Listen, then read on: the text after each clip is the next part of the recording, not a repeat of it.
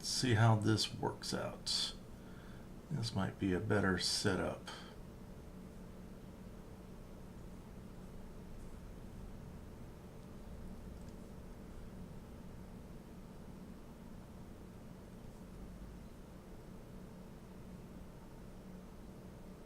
All right.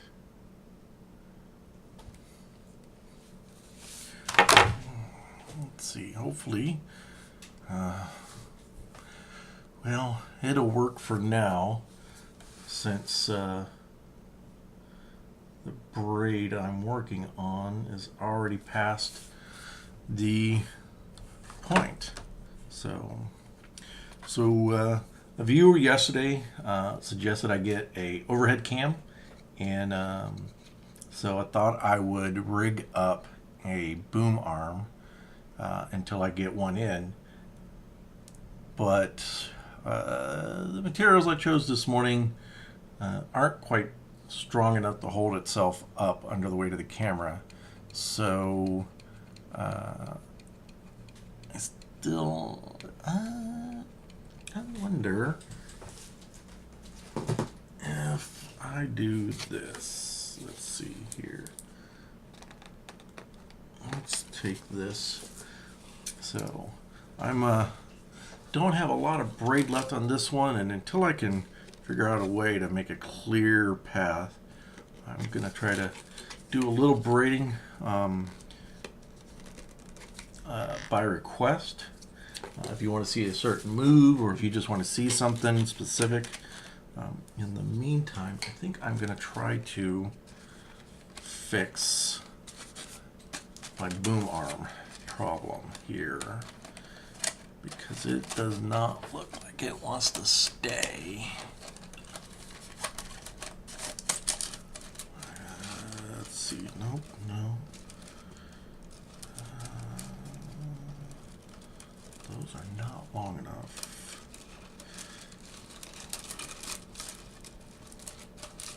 Nope, the rest of those are pretty much all the same. So we're going to go with the black ones, because it matches the color of the camera. So hold on to yourself. Let's see, how do I want to do this? Yes, I am wearing a periodic elements of superheroes. So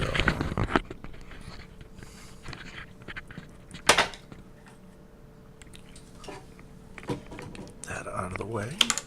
That out of the way.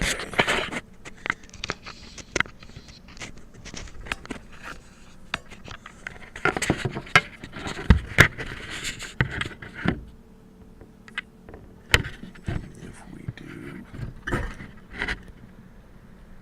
that.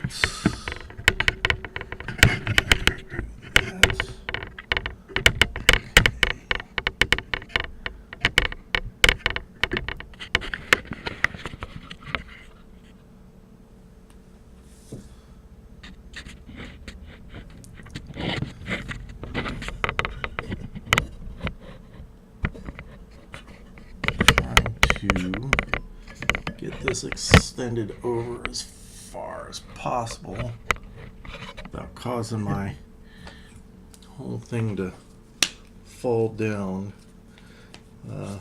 Sorry about the shakiness. That is the flimsiness of the boom arm I'm rigged together.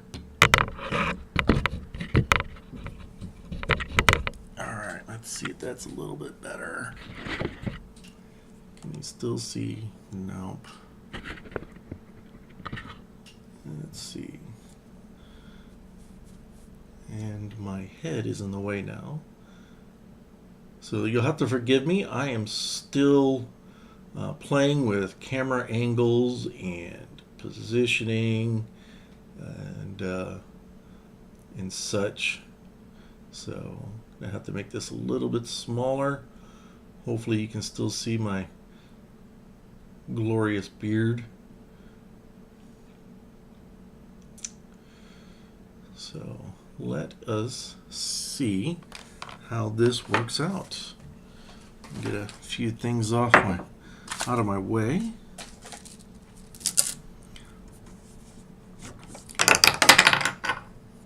Of course, I'm tearing my stuff apart.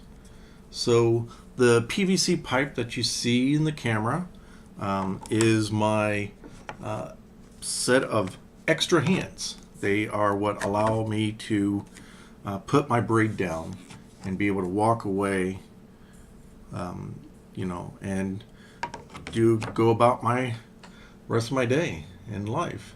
So let's see. That puts me just out of camera.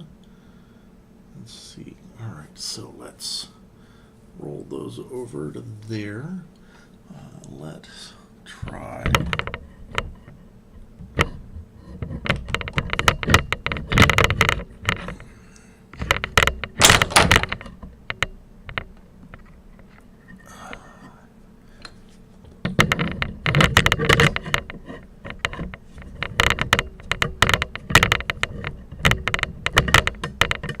Actually using my camera mount or my little gorilla leg camera mount to hold up the material. Sorry. As a fellow streamer would say, mocha punch, or punch in the camera.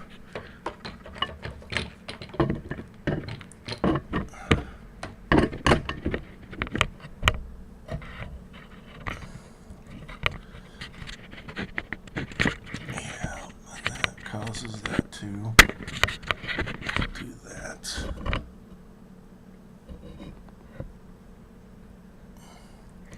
Hi, Ludo.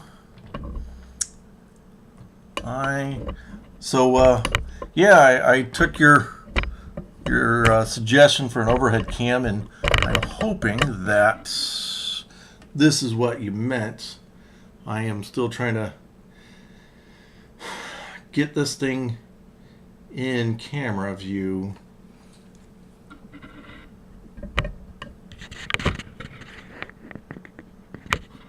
There we go. Oh yeah, there we go. That might be better.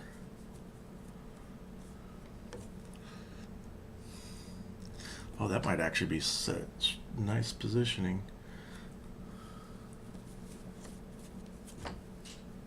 So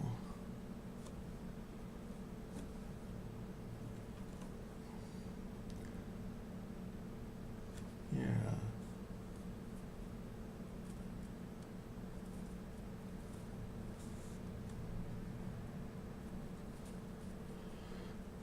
So just kind of playing with some of the different positioning I can do to show people. So what do you think, Ludo? Does this look like it might be a better angle to see what's going on? I don't know if you can quite respond a whole lot.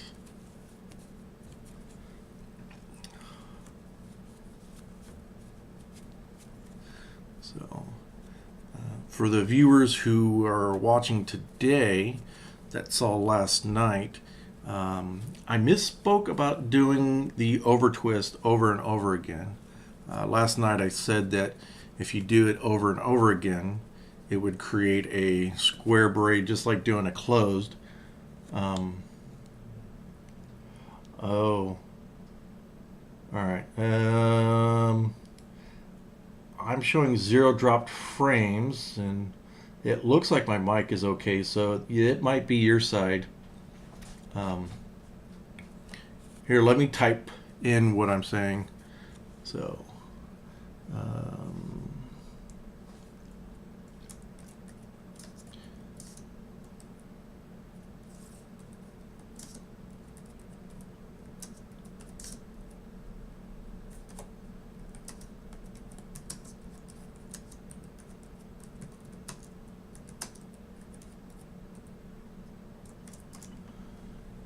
there we go. So, anyways, last night I misspoke when I said that an over twist over and over again would make a square braid just like a closed. I was wrong. It actually makes what's called a D cross section braid, and that's where one side of the braid is flat and the other side is a half circle. So it kind of looks like a D if you were to cut it in half. And I messed up my, no. We'll just have to do this for now until I can get a real boom arm in.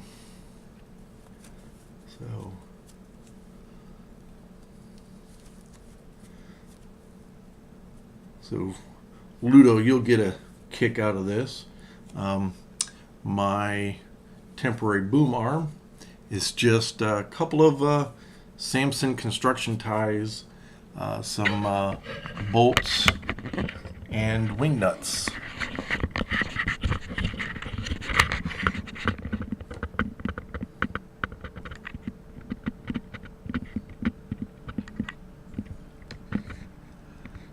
So, yeah, I had to drill out 2 holes in there to put it through onto my vise, and then twist it myself.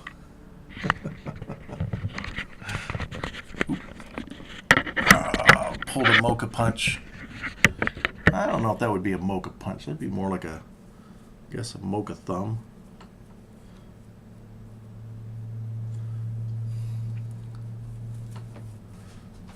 This might actually work out pretty decently for a new braid too. But yeah, I think I am definitely going to get a boom arm for at least the braiding table.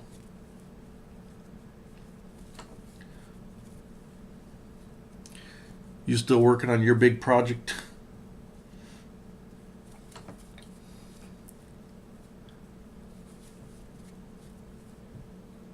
Oop, off camera.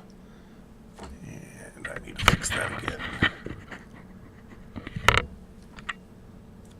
Here we go.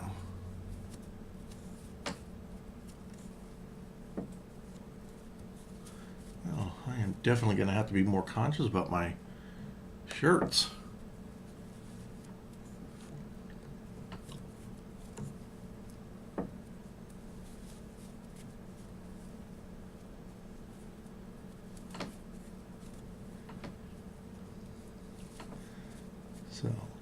So if you're gonna, for folks just drop it in, I am doing Japanese loop braiding.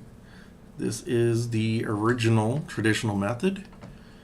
So if I am moving too fast, or you want to see a specific portion of what I'm doing, just write in and let me know, and I will be happy to oblige.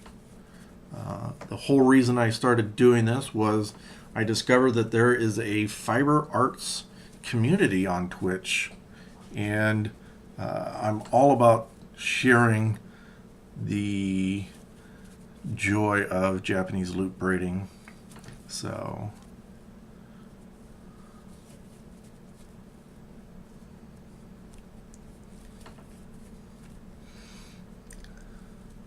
need to start talking to a few folks about some splash pages and information page banners. So a lot of this Twitch streaming is plug and play, but there's still a lot of outside work that you do have to do and put into making your stream look nice. So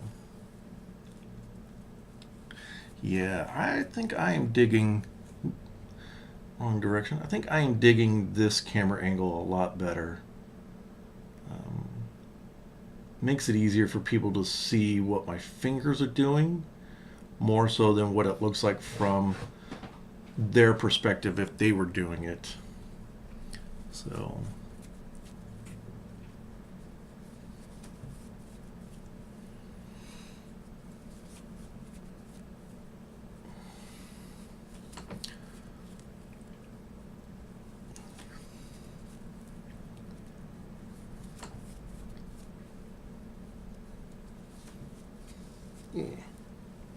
Sorry, I gotta roll the neck around and stretch that out.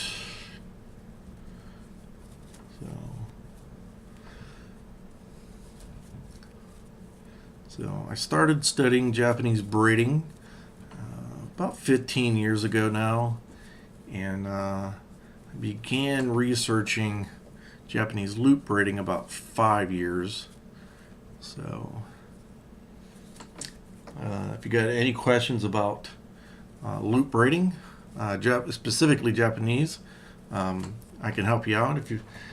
I can help you out generally in loop braiding in other cultures. So, and I can help answer most questions about other types of Japanese braiding, specifically called kumihimo. So,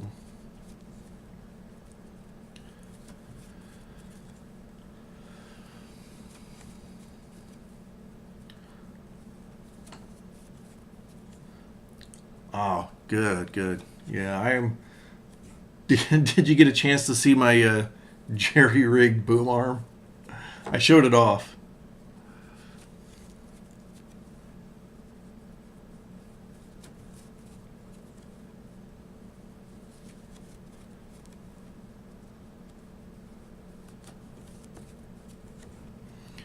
So the position I have to put my hand to be mostly in camera is not slightly off to the left. So every so often I'll slip back over to the natural position. This is in line with my anchor point, so this hand kind of tends to disappear. So, you know, what is it with streaming and all of a sudden your face wants to itch? You're on camera, nose itches, your lip itches. It's also the point when all of your neck and back aches come out. Why, body? Why? Why do you betray me like this? So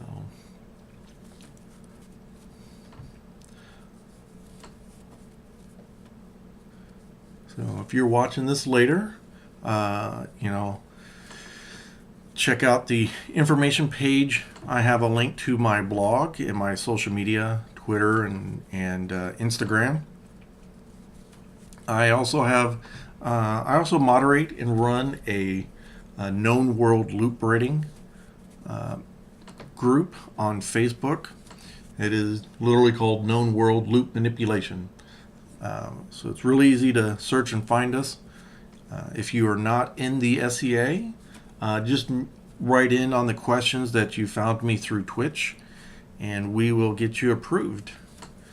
So if you're just watching because, you know, it's fascinating to watch, or you just want to look at the pretty patterns, that's okay too.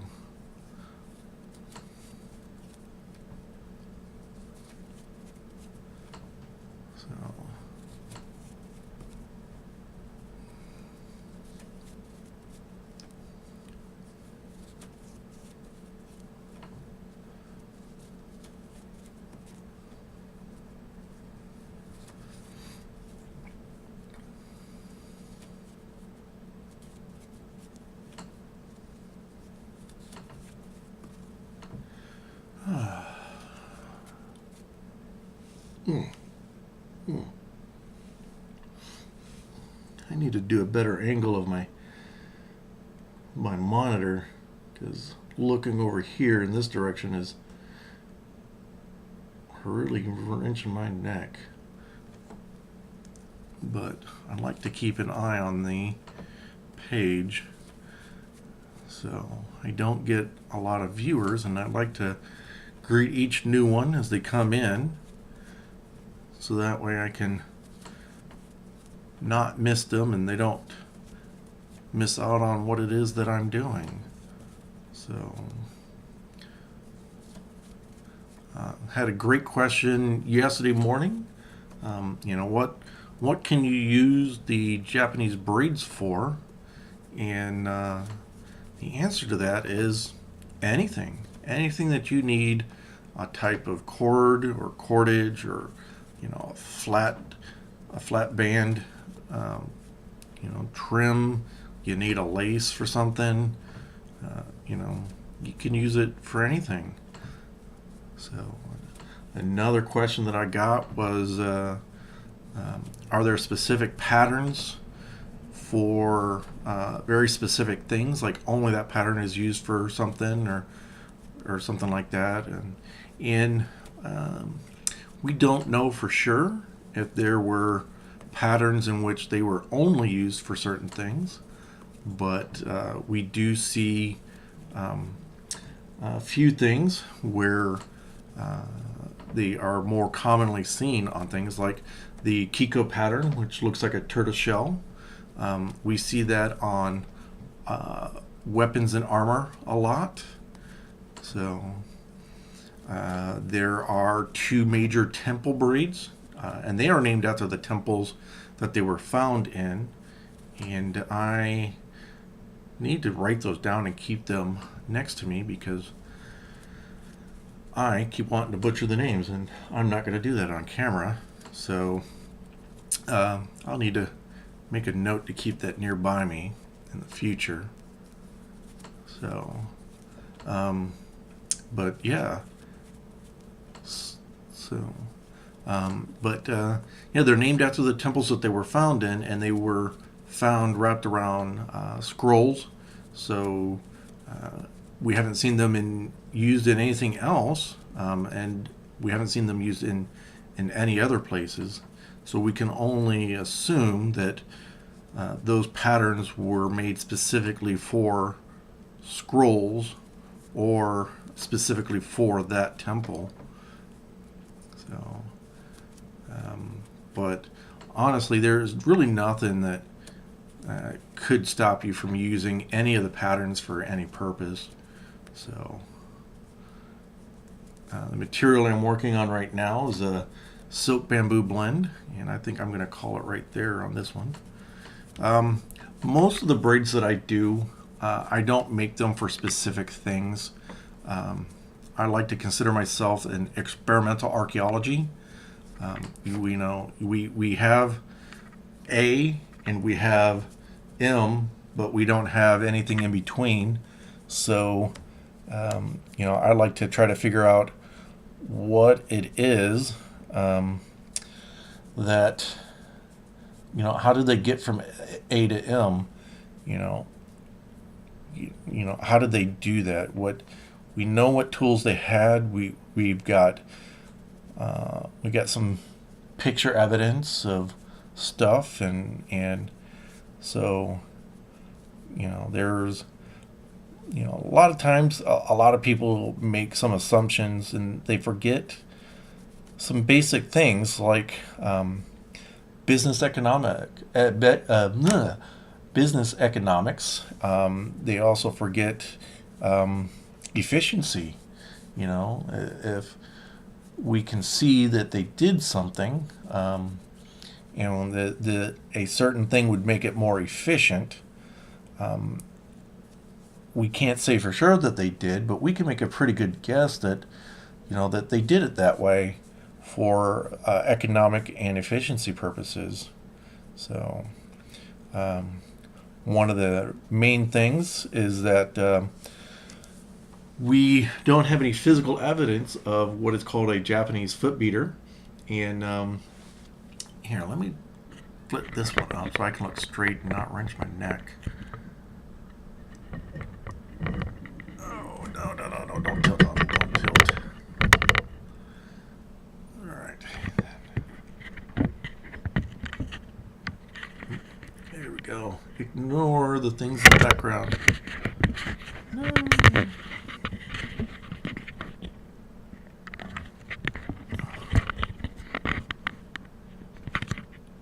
There we go. So there's some of the things, foot beaters. We don't have any physical evidence of them, but we have pictorial evidence, and we have master braider manuals that describe them and talk about them in their books. So how did they make them? How did they work? Those kind of things. And sitting down and puzzling that out, that's what I really find fascinating.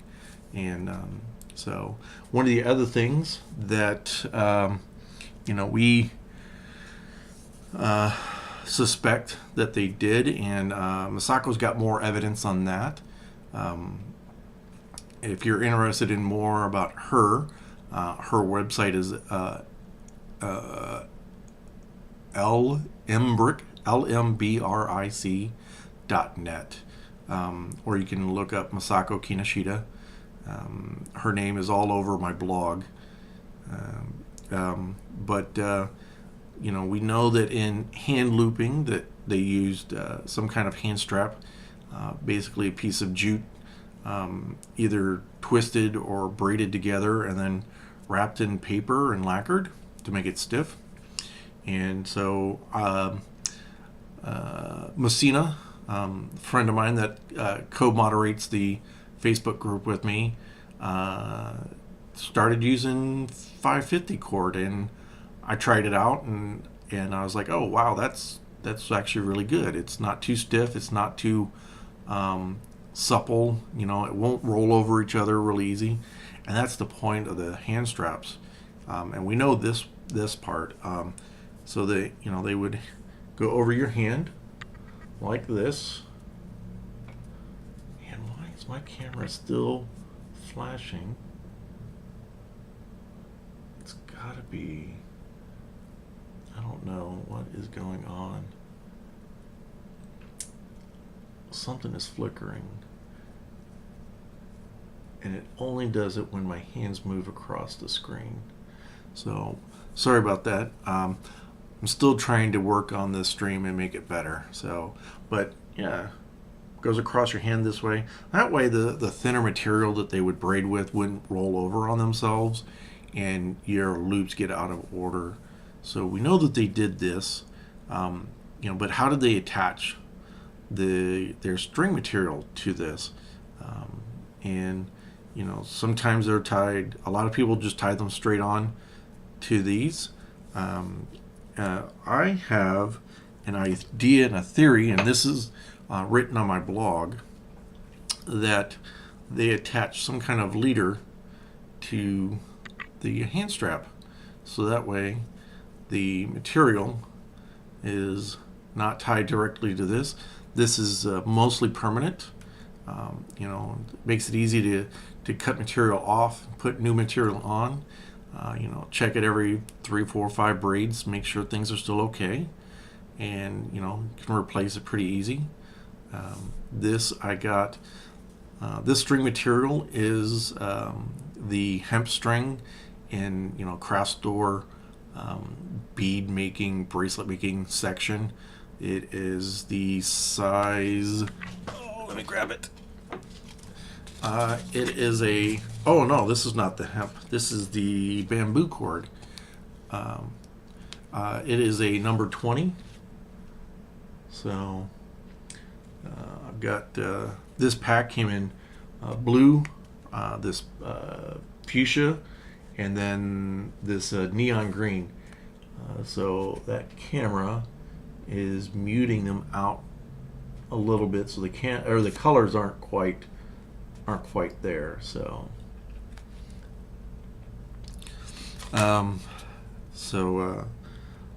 anyways, I suspect that they tied their materials off to here, and it gives you a little bit more leeway room to do your braiding.